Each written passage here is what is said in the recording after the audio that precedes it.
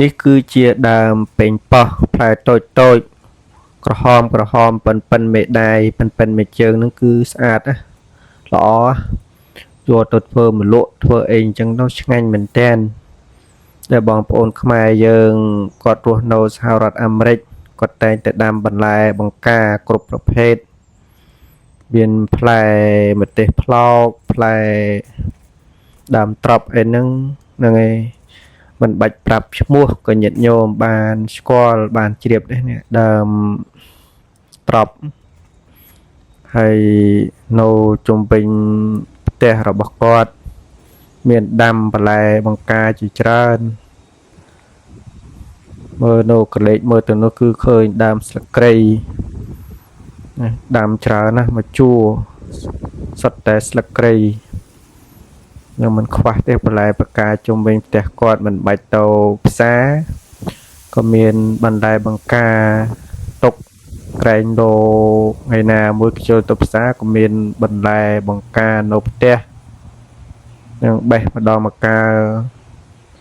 នេះគឺជាត្រកួនណាញាតិញោមបងប្អូនខ្មែរយើងនៅសហរដ្ឋអាមេរិកគាត់ដាំត្រកួនអញ្ចឹង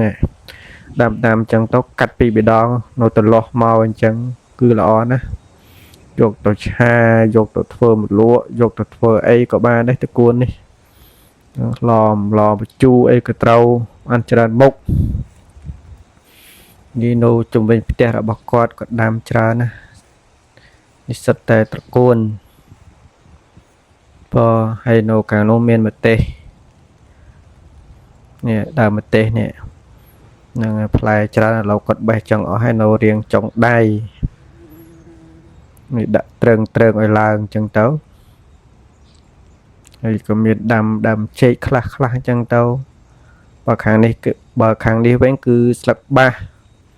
នឹងល្អមែនតែននេះបេះទៅយកបេះទៅយកធ្វើទៅយកទៅស្លមឡកកូអីហ្នឹងត្រូវខាងនេះដើមចេក